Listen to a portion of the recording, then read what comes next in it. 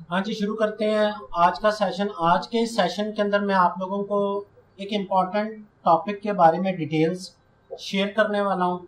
वो ये है कि अगर मेरे पास मेरा कंप्यूटर सिस्टम मौजूद है मेरे घर में, ठीक है, या मेरे पास मेरे घर में लैपटॉप है और मैंने उस पर अपनी एक वेबसाइट तैयार की है जो वर्डप्रेस के ज़रिए तैयार की गई है। जैसे कि यहाँ पे आपको एक वेबसाइट नज़र आ रही है अमेजॉन स्टोर के नाम से, ठीक है।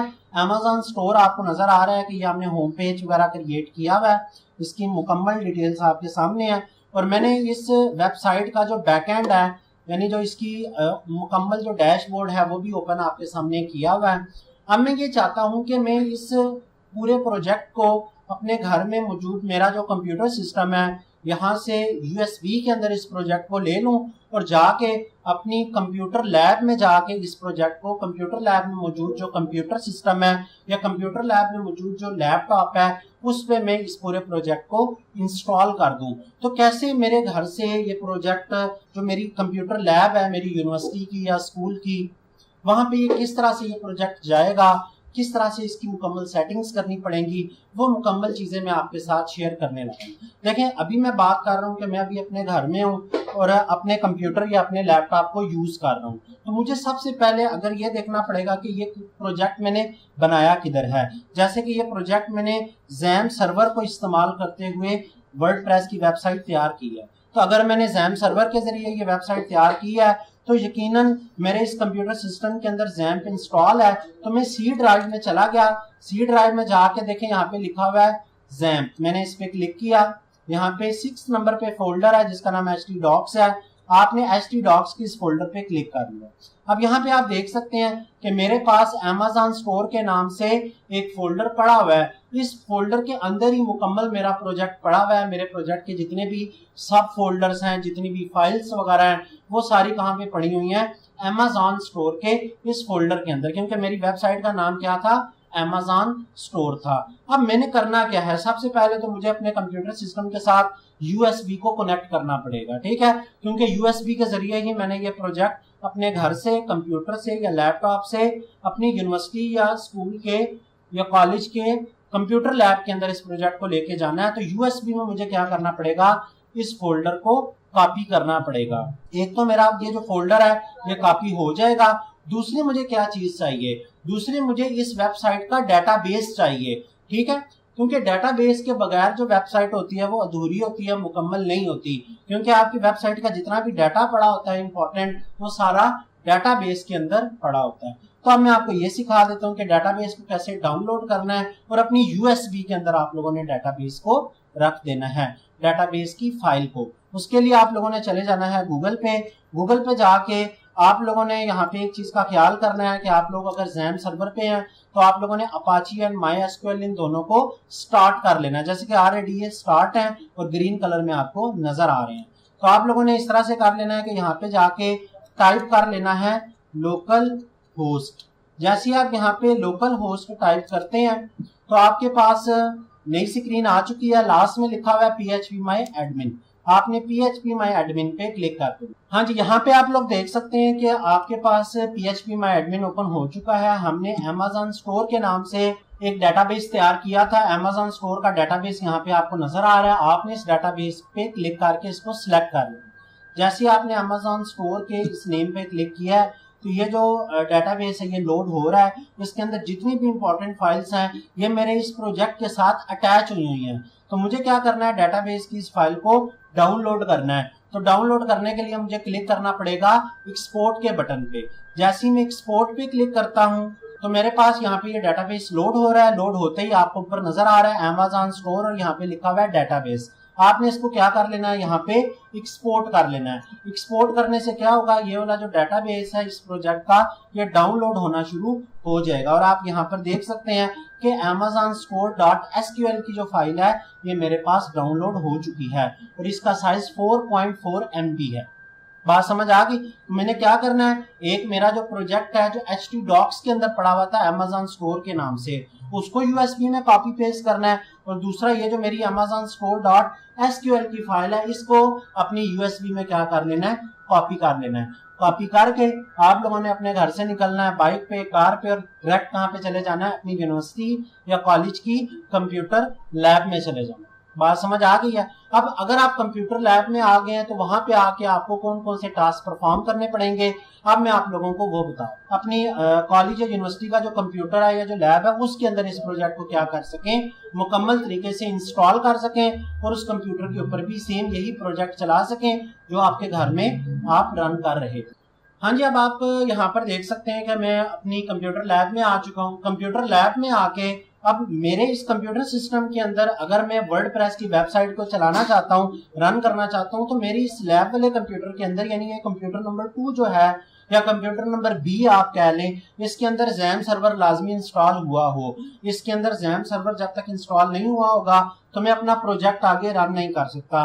तो मैं यहाँ पे ये एज्यूम करता हूँ कि इस कंप्यूटर के अंदर ऑलरेडी जैम सर्वर पड़ा हुआ है। ठीक है, तो आपने सी ड्राइव में जाना है, जैम पे जाना है, जैम पे जाके एचटी डॉक्स पे जाना है। जब आप एचटी डॉक्स में जाएंगे देखें, क्योंकि हमारी जो वेबसाइट है उसका नाम है Amazon स्टोर, तो Amazon स्टोर का तो सारा डाटा कहाँ पे पड़ा हुआ है, मेरी यूएसबी के अंदर पड़ा है। मैंने अपनी यूएसबी का जितना भी डाटा था वो सारा डेस्कटॉप पे रख दिया था। और यहाँ पे आप देख सकते हैं कि मेरे पास मेरा जो घर का कंप्यूटर था जहां से मैं यूएसबी में 2 चीजें लेके आया था, वो दोनों चीजें मैंने अपने लैब के इस कंप्यूटर के अंदर रख दी हैं। एक मेरा फोल्डर है और दूसरा क्या है, मेरी एसक्यूएल की फाइल है।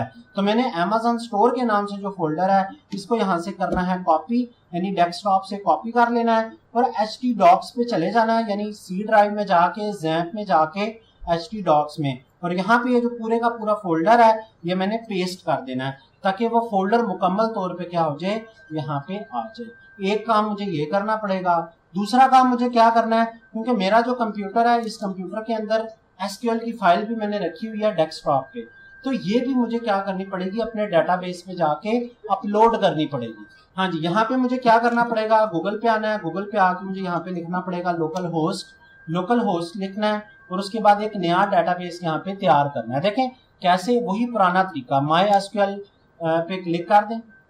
देखें अब यहाँ पे Amazon स्टोर के नाम से कोई भी डाटाबेस मौजूद नहीं है। तो सबसे पहले मुझे क्या काम करना पड़ेगा, यहाँ पे न्यू पे क्लिक करना पड़ेगा। जैसे ही मैं न्यू पे क्लिक करता हूँ उसके बाद यहाँ पे लिखा आ रहा है डाटाबेस नेम, तो मुझे अपने डाटाबेस का नाम देना है। तो मेरा जो मेन फोल्डर था मैंने डायरेक्ट उस पर चले जाना है डेस्कटॉप पे। तो देखें मेरी जो मेन फाइल है उसका नाम क्या था, amazonstore.sql। मैंने इसी नाम से अपना डेटाबेस तैयार कर लेना है। जैसे कि यहाँ पे आपको लिखा नजर आ रहा है Amazon स्टोर, तो मैंने इसको यहाँ से क्या कर लिया, कॉपी कर लिया। कॉपी करके सेम इसी नाम का क्या बना देना है, डेटाबेस का नाम रख देना है। मैंने यहाँ पे इसको Ctrl+C और Ctrl+V करके कॉपी पेस्ट कर दिया। कॉपी पेस्ट करने के बाद यहाँ पे मैं क्रिएट के बटन पे क्लिक कर, देखें डाटाबेस तो बन चुका है लेकिन डाटाबेस क्या है, बिल्कुल खाली है। डेस्कटॉप के ऊपर मैंने जो amazonstore.sql की फाइल रखी हुई है वो मुझे यहाँ पे क्या करनी पड़ेगी, अपलोड करनी पड़ेगी। ठीक है, जो यूएसबी में मैं लेके आया था। तो मुझे यहाँ पे क्लिक करना पड़ेगा इंपोर्ट पर।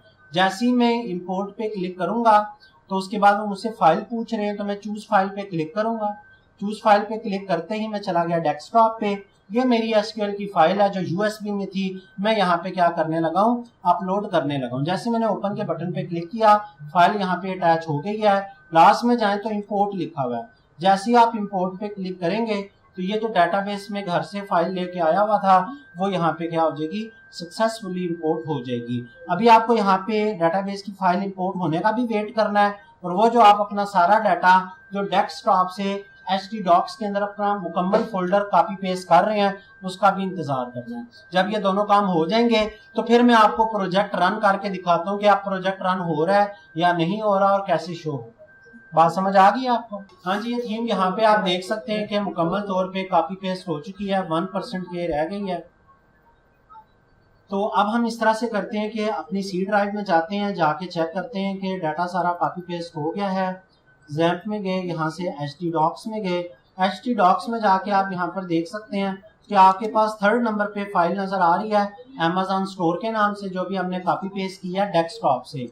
जैसे ही मैं इसको यहाँ पे डबल क्लिक करता हूँ तो देखें मुकम्मल फाइल्स यहाँ पे आ चुकी हैं। अब मैंने क्या करना है, मेरा जो लैब का कंप्यूटर है इस पे मैंने वर्डप्रेस को रन करना है। वर्डप्रेस के इस प्रोजेक्ट को रन करने के लिए मेरे पास जो है वो मैंने ऑलरेडी XAMPP सर्वर ऑन किया हुआ है। आपने अपनी लैब में भी आके अपाची एंड MySQL को क्या कर देना है, स्टार्ट कर देना है। स्टार्ट करने के बाद अब आप लोगों ने यहाँ पे क्या टाइप करना है, लोकल होस्ट, और उसके बाद आपने अपनी वेबसाइट का नाम सर्च करना है जो आप लोगों ने रखा हुआ है, Amazon स्टोर।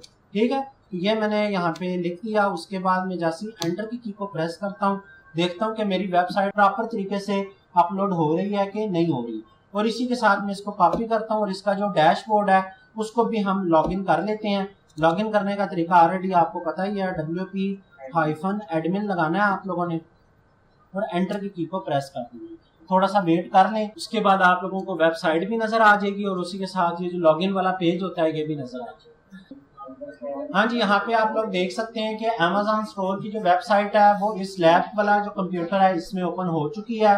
मुकम्मल तमाम तर चीज़ें अपलोड हो चुकी हैं और यहाँ से अगर आप डैशबोर्ड पे भी जाके देख सकते हैं कि तमाम तर चीज़ें आपको नज़र आ गई हैं। तो ये तरीका कार है कि अगर आप एक कंप्यूटर से या एक डिवाइस से दूसरी डिवाइस पे जाके अपने प्रोजेक्ट को रन करना चाहते हैं, इंस्टॉल करना चाहते हैं, तो किस तरह से कर सकते हैं। मैं आपको समरी एक्सप्लेन करता चलूँ कि सबसे पहले हमने क्या किया था, कंप्यूटर ए से जो मेरे घर में मौजूद था वहां से मैंने डेटाबेस की फाइल और जो मेरा प्रोजेक्ट था उन दोनों को कॉपी किया और USB में रखा और यहाँ पे लैब में आ गया। और यहाँ पे आने के बाद मैंने जो मेरा प्रोजेक्ट वाला फोल्डर था उसको मैंने USB से डायरेक्ट htdocs के फोल्डर के अंदर कॉपी पेस्ट किया और साथ ही मैंने php-admin पे जाके एक नया डेटाबेस बनाया और वो डेटाबेस की फाइल को क्या कर दिया, अपलोड कर दिया।